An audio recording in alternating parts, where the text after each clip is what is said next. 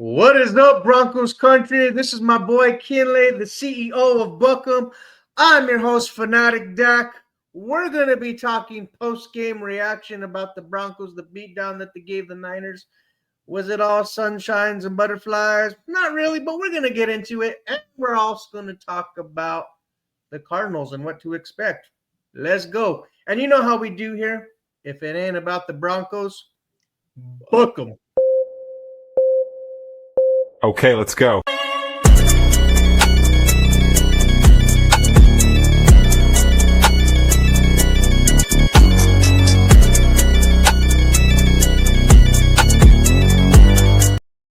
Yeah, what's up? We back. Woo! Football's back. We back. Let's We go. ready, baby. How are you, bro? How are you feeling? What's the thought process going? Are you loose? What's the deal, bro? I'm feeling pretty good. I know a bunch of Broncos country is stiff right now. Some hitting the panic button on RJ Harvey. Some are saying Bo Nix doesn't look like Bo Nix. But we're gonna get into it. All good over here in the hood. But Bonito looks like Bonito. Bam. So Hey. it was 30-9. It was the score. I mean, it got out of hand kind of fast in the first quarter. We didn't really come off as I was anticipating with the fast start in the offense. It seems like there were some hiccups that we ran into. Yeah. But overall, I like the bounce back. I like what the depth showed us during this game. But give me your thoughts, bro. The offense came out a little bit of a rough patch. Defense came out, gave up that first drive touchdown, but they locked in right after that, and they looked like, they didn't miss a beat. Bonito looks fantastic. You need to pay him as quick as possible. I mean, Lord, I'm not waiting for the season. He legit devoured a series by himself. Yeah. With the sack, another sack, and the pressure. And that first step it's all over Twitter, of Von Miller. And it's true, and he's always had that to his game. So he looks like he's ready to take his game to the next level. But let's talk about the offense for a second, because, I'm not necessarily concerned about the offense. A lot of people was concerned about RJ Harvey. I'm not necessarily. I think it's way too soon to hit the panic button. I think RJ looks fast out there, dynamic out there, and I think he's going to be a huge, huge addition in this offense. Yeah, there's maybe one run that he probably shouldn't have bounced it outside, but all the other runs, it looks like that's what the read was. So I'm not necessarily concerned about RJ Harvey. It's only one game, everybody. It's one preseason game. You know what I'm saying? And the same thing with Bo. Let him knock the rust off. You know what I'm saying? Like let him get all the bad out the way in the preseason. That's fine. You want that? Yeah, this is when you want to get all the bad off in the preseason, because when the regular season comes out, I need you to lock in. And so I will say, though, who looked great to me, Troy Franklin.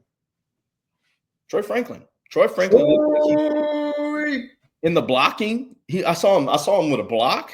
I saw him catch a pass. Literally had to extend way over his head. And like some said I agree with some said on Twitter, like Troy Franklin last year probably doesn't catch that ball. True. So Very true. I definitely saw him take huge strides, and I'm looking forward to watching Troy Franklin. That added muscle definitely made a difference in terms of the run blocking, something that I've said before on here as well. That's it's going to be. No block, no rock. And he got the rock, he got the block. That's Sean Payton's kind of thing. I liked what I saw from him. We didn't really, yes, we had some hiccups. The O-line, I kind of had some of my, I was a little, what do you call it, like taken back from it. I wasn't really excited about what I saw, but I think it's going to be honest in the film room. I think with the head coaches and the players between them as we head off into the second game and prepare for the Cardinals. I wanted it to be more efficient, be quicker, because we've had too many instances all the way from dating back to 2016 where the offense gets the early start, slow starts, and I was hoping we didn't see that and we get in the groove of things, but it didn't come into that. But like you said, let's get it out the way. Let's look back and go back to the drawing board and kind of see where we went wrong. The defense too, though, they came out and they were a little stiff as well. Yeah. But they, what do you call it? Bounced back rather nicely. Picked by Jaquan McMillan, who was one in this game that he got burned for a big pass by Mac Jones. Mac Jones looked like Peyton Manning out there. I know that's an exaggeration, ladies and gentlemen. Don't clip me for that. I'm just messing with y'all. Oh man. But you know, it was just the people. It's just people being extra panic button. They were constantly hitting the panic button. But me, bro, I was just like, it's cool, it's preseason. I'm just calm, cool, collected. We cool. Take it lightly. We good. Yeah. People wanting to hit the panic button. Oh, let's put Derek Stidham, the start running back. No, you don't, because we saw what that was. You know. Right. Like it's way too soon to sit there and start talking. Like I saw a sophomore slump. Like it's more like calm down. The offense is probably very vanilla. We're not going to be in our bag in terms of scheme wise. Doing all this extravagant stuff. Like it's okay, Broncos country. If he comes out, if Bo comes out, that offense comes out next week, well, this week against Arizona and does the same thing. Now I'm gonna be like, all right. The wheels are gonna start churning in your head and be like, okay, what do we need to do to fix this? Repeat this going in, because you know the third game it's gonna be whoever's trying on the verge of making the roster cuts. You know, so I wouldn't want them to really get this under control before it gets out of control against Tennessee in week 1. You know, so that's where I'm at with that. Excuse me. But yeah, dude, I think there's some dudes that stood out for me, but you know who did stand out? I'm just saying, because I've been saying Kareem Reed, bro, is one of the guys. You got to pick. I think he makes this roster. He's a dark horse to make this roster in terms of the linebacker position. Yeah, I was excited about that. When my boy got in here, said, "Oh yeah, I'm excited." I'm just kidding. But anyway, it's not about being right, or is it? It might be. Well, you. I mean, like, hey, look, I know you and Drew were big Kerryon Reed like fans, and so you know he showed me some good stuff, and I was like, okay, you know he was sideline to sideline, you know, good in pass coverage. I like him to be a little bit more aggressive coming down the line of scrimmage, or filling the hole instead of just waiting sometimes. But he balled out. But here's a guy that I legit was hoping would show a little bit more promise. JL Skinner.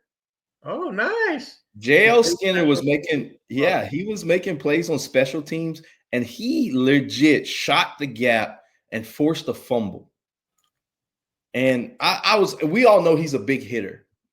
We just wanted him to take his game to just like take that next step.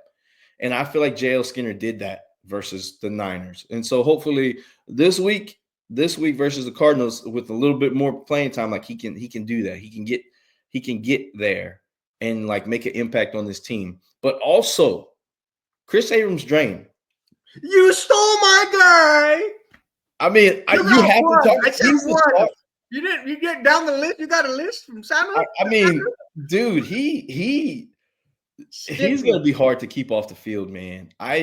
Great ball skills, football IQ, versatile. He could play in the nickel. He could play on the boundary. Yeah, and we're deep, and he could start anywhere else. Kinley at any other on any other roster. To be honest, if you know he is a dog out of Missouri, we knew that he's a Tiger, but he is a dog. You know. Yeah, I agree, and Jaquan better watch out. Like cornerback 4 is not safe. It's not safe. Oh, no, I'm gonna be honest with you. It's not safe because who would you fill that void then? Because I mean, you look at you guys. You got your Jahdae Barron. You got PS2. You got Riley Moss. You got Chris Abrams-Drain. McMillan. Who would it be? You're going to keep Damari Mathis though, so I think he'll be okay in my opinion. In my opinion, he's safe. I'm talking about playing time. I trust him more than Damari Mathis.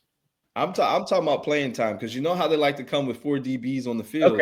Okay. You know, and they trot Jaquan out there. But the way that Chris Abrams-Drain is playing, hey, dude. Jaquan might take another. Indy, we saw quick and short spurt of what the run he got in Cleveland. It was a short, amount of plays. I think maybe 1 or 2. I don't remember off the top of my mind.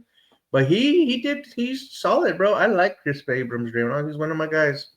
One of my guys. I guess everybody's my guy on the Broncos roster, but don't mind me. Yeah. So I mean, he if he continues to play like that this preseason, he may take Jaquan's spot. I'm just saying. And Jade looked like a piss missile. Like, good Lord, he didn't give up any yards after catch. Once that receiver caught the ball, I think he did it twice, maybe 3 times. Like, I'm talking about a 4-yard catch, and right when the receiver catches the ball, he's getting hit by Jade. And like the awareness, the recognition by Jade is out of this world. Okay, out of this world. He knew he had on the first one. He knew he had safety help over the top, so he's peeking inside, and he sees the inside slot man do it out, and he just comes downhill and just crushes him. And there was another defender there. I can't remember the guy's name, but Jade put such a hit on him, and so like his awareness in football, his speed. Man, I just can't wait to see this defense for full court. I can't wait to see it. I can't wait. I really can't wait to see it. Even without like a Dre Greenlaw in the middle, roaming around the field, like we're missing pieces, so that's okay though. We're about keeping that clean bill of health. We got out of there, no injuries. Oh, excuse me. Matt Hennington, I just want to touch on after the game, it was reported that he's going to be out for the season with the Achilles tear, ACL. Achilles. Yeah. Wishing him a speedy recovery. Good luck, Matt. The best. Yeah. But anyways, can I flip the script to offense real quick? Because I got to get this off my chest and get this off my thoughts because I'm watching him and I've been saying Blake Watson. Yeah, at the running back position.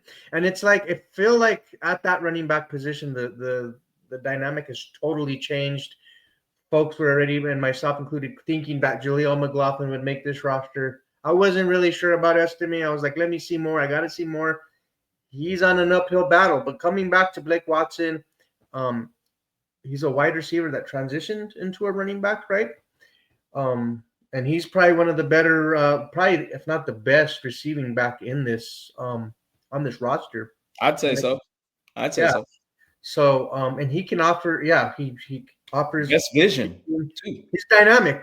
So, Tyler Bidet is another guy that I think that me and you can't overlook. Like, it's me and you have had this discussion many times, bro, behind closed doors. Like, Tyler Bidet was activated in that playoff game for a reason, bro. Whereas to Estime was left off and listed as inactive for a reason.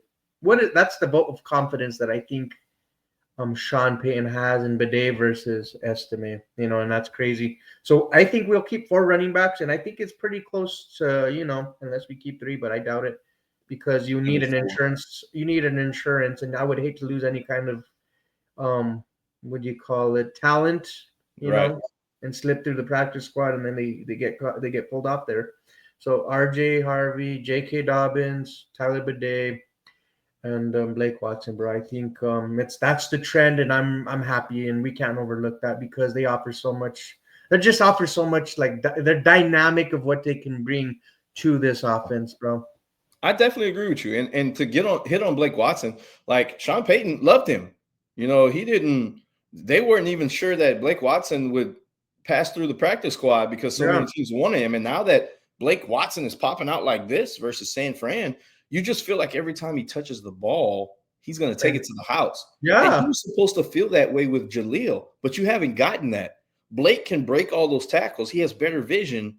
And so not to say Jaleel didn't do his thing in the game, but Blake Watson and Tyler Bidet did more with their opportunities than McLaughlin and Estime did. And so I agree with you. I think those will be 4 running backs. I believe it will be RJ, JK, Bidet, and Watson. I really do. I really do. They toted that rock, and they were breaking tackles and everything, and it was just a sight to see. They were running hard, physical. Watson shook a defender so bad. I believe it was Martin for the 49ers, even though the play didn't count because it was a illegal man downfield on Crum. Watson shook this guy so bad. The guy face planted.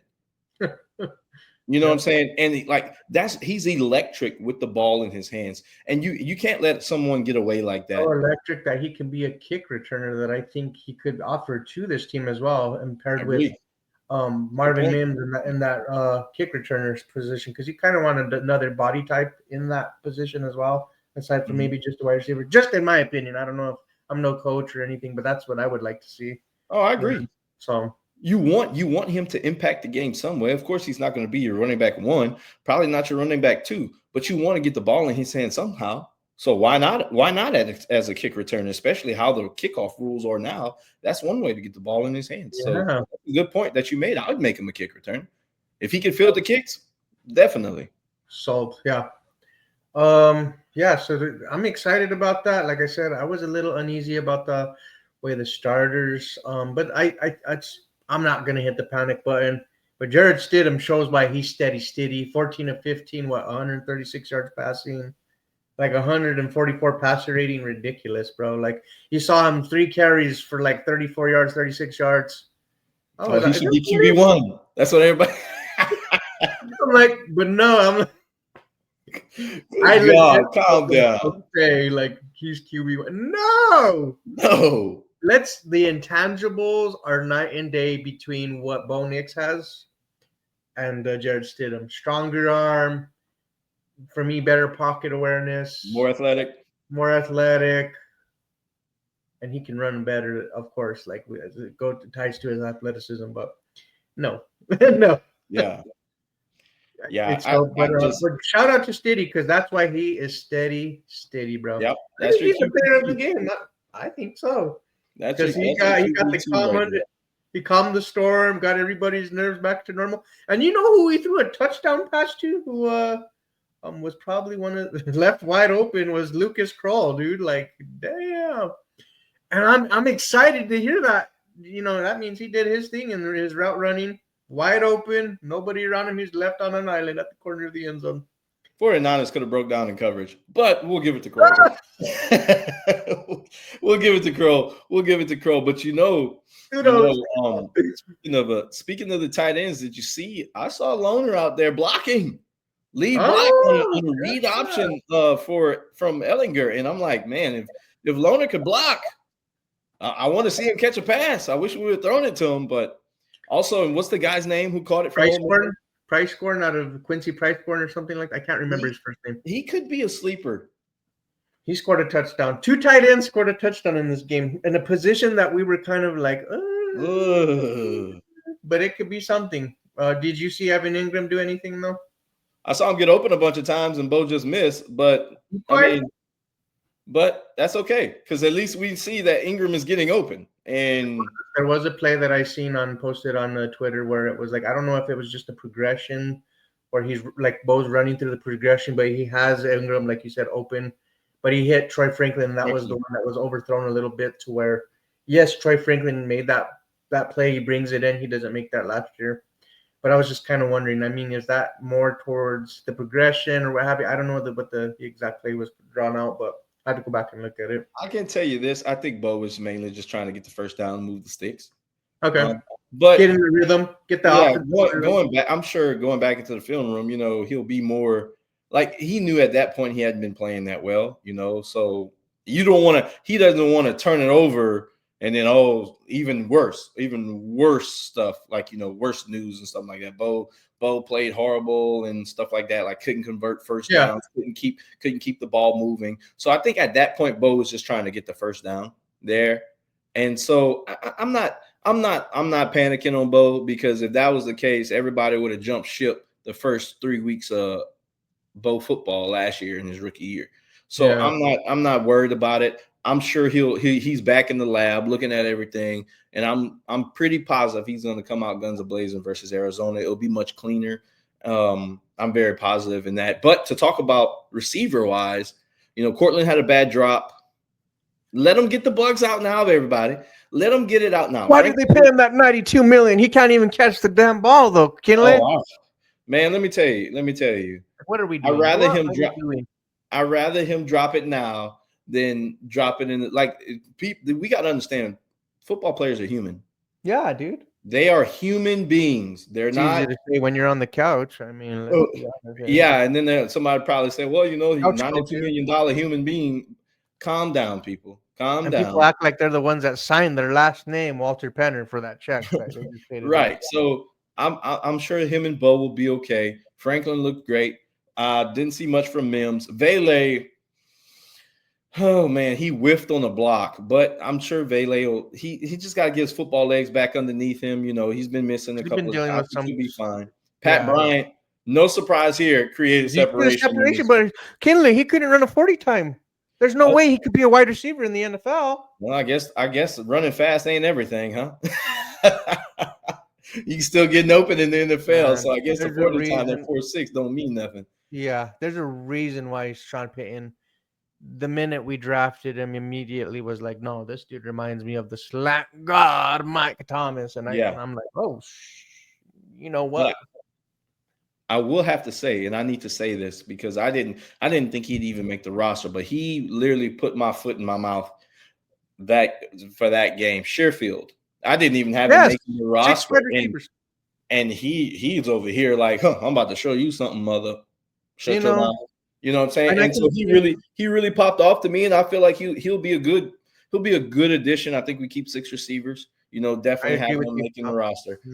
He did great. I saw him blocking. I saw him out there catching the ball. That toe tap touchdown.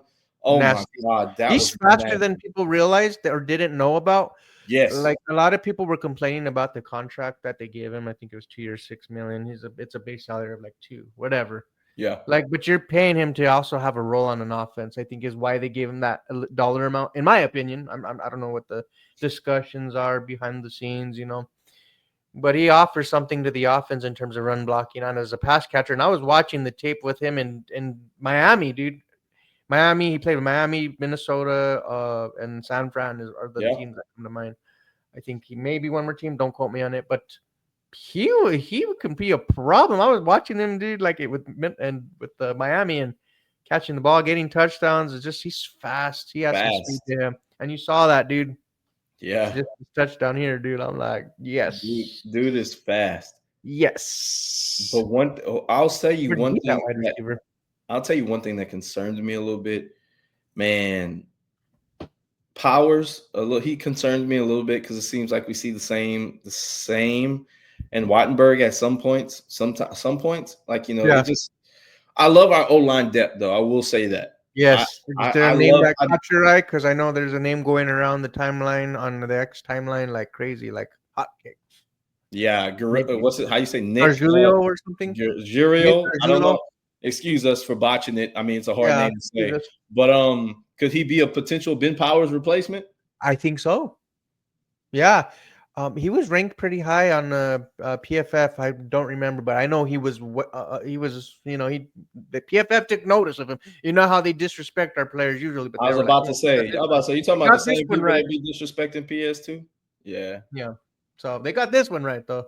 Right. And he's one that I'm like, okay, I'm feeling a little better about the O-line depth. I was a little uneasy about it, but dang, shout out to him.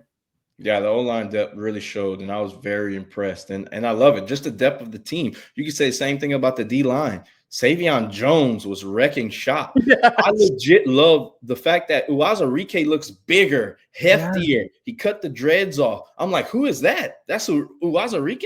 Faster. He's playing faster now. His hair could go through the window, like dude looks like a freaking stud out there. Good for him. You know what I'm saying? Good for him. Yeah, and so our D-line depth and Jonah Ellis, oh my God, this dude is a monster. We're not talking enough about him though. You know what? That's what we have. Okay. If you watch. Jonah Ellis, bro, he's a beast. Look at him last season, bro. Yeah. And then I was just like, we're already deep. And that's why because of the play that Jonah Ellis displayed last season, I was shocked that we took a Q Robinson. So I was like, damn. But one thing that I did want to touch on, going back to like the offense real quick, Bo Nix, and it's a play that it caused a safety, but there's 2 things that could have went down on that play, right? One of them, of course, he tries to avoid the sack, and throw it away because it was a safety coming off the edge, right?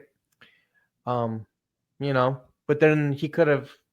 People will say he could have stepped up and made that throw, which I agree.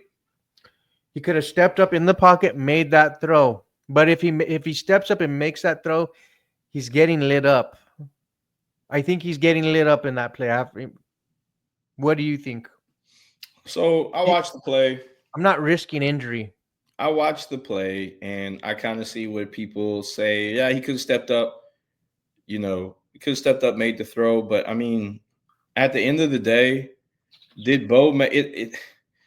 I understand it's a preseason game, and I don't want Bo taking a hard hit. I mean, we legit just saw Anthony Richardson, who didn't even see the blindside backer, and lights him up and dislocates his pinky. And if that happens to Bo, Broncos country is setting everything on fire. Yeah, it's done for a while. So I'm glad that Bo recognized it. He tried to. I mean, it's not like he just sat there and said, "Hey, I'm just going to throw the ball out of bounds." He tried to get away. Guess what? That DB that's coming after him, he's in the NFL for a reason too. Fast as hell. He tried. He covered the ground so quickly, so maybe he right step up and make that throw in time. And I'm sure Bo will probably learn from that. That's a learning experience. I'd rather you make the mistakes now, get it out the way now, and then work on it and don't make the same mistake again. And we haven't known Bo to make the same mistake twice. Yeah, he's himself said, I learned from my mistake. So that's just, it's a learning experience. You need those, because like we said, if Bo is doing everything right, what is he learning then? If everything is so right all the time, like he's young, relax, people. We're treating Bo like he's an 8-year vet. Calm down. Yeah. So now as we go into, they got joint practice coming up with Arizona. And I want to say Saturday, they have the preseason game. What do you want to see in that game change for this team as a whole, maybe as an offense and as a defense? So the offense, the starters are going to probably play a half.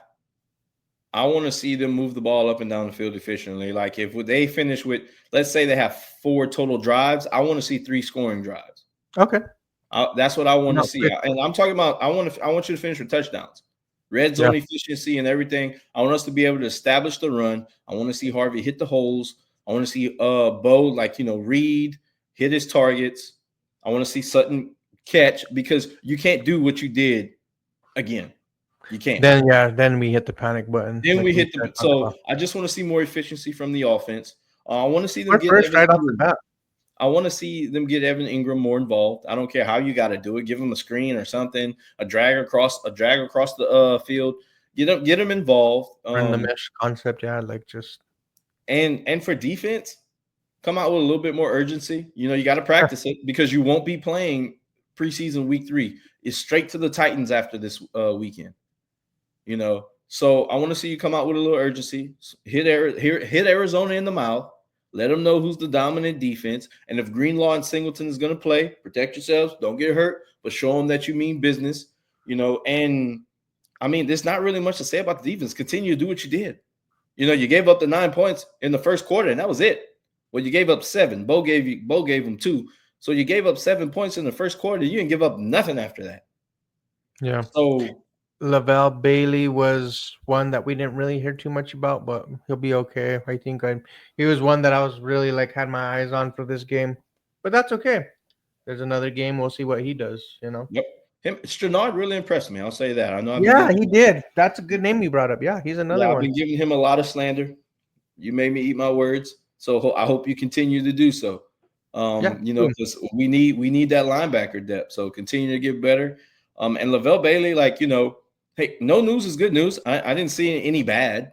I'll say that. That's I didn't true. see any bad. That's a good point you make. Yeah, news is good. I didn't see any bad from him. And hopefully, he'll be able to make some plays. He'll be in position to make some more plays. I saw him get a couple of tackles on special teams, so he still has that in his bag. Yeah. Just on to Arizona. Got just evaluated again. One more week. One thing that I do want to touch on is I want to see a little cleaner on the coverage in terms of the punt returning, because there were some plays where the Niners, was it the punt return or the kick return, where they were punt return, yeah, punt return Did you coverage. see that? Yeah, I Yeah, want that a little better because we got a new coach for a reason. right. So Kershaw, I need you to punt a little bit better, buddy. A little bit better. That was kind of scary. I think he had his first. I think the first punt they would have covered it better and not given up all that. I think it was over 40 yards, 45. I think it was over 45 yards. Forgive me if I'm wrong. But the rest were under 38. So I need him to be a little more consistent. But it's his first game. He's a rookie. Let him get his feet wet a little just bit. like him, he has to transition and get the feel of the NFL game. Yeah. And the speed of the game. I think punting that mile high. I think he'll be good for him. Different for sure. Yeah, if we see the same thing, like I said, then we can start, get the wheels turning a little bit and saying, okay, maybe we need to worry. But I'm not gonna sit here and go crazy after one preseason game. I didn't even. You don't want to be like that in the movie Chicken Little, where everybody's, they say the sky is falling and everyone's running around. Like, we ain't doing that. Yeah, I didn't even do that when Bo came out versus Indy his rookie year, and he did well. I said I got to see it again, and he did it versus Green Bay. I'm like, I've seen enough. He did it because he did it again. Yeah, he did it and again. That's when I knew the quarterback carousel was over for Broncos. I'm like, so now let's see how he bounces back from a tough, ugly first quarter. Let's see how he bounces back. All right, people. Cool. I like it, bro. I'm excited. Man, the regular season can't get here any sooner. Even though it's just preseason, only the real ones know that it's football. You know football how we do. Back, baby. Football's back, and I'm ready to roll. Any final thoughts that you got for the viewers as we head on out for tonight? All I can say is we appreciate everyone who chimes in, likes, reposts, support our page. You can follow us on Twitter at Buckham Pod. We're on TikTok, and like and subscribe to the channel. We appreciate it. We are at 174. We're trying to get to 200 before the start of the season. Help us get there. And also, we'll be dropping some merch soon, some Buckham hats and possibly some Buckham shirts. So exciting times for Buckham Pod. Yeah, we're growing. We're trying to grow here, people. We appreciate the love and support. We ask that you keep doing so. And remember, Broncos country, if it ain't about the Broncos, Buckham. Peace.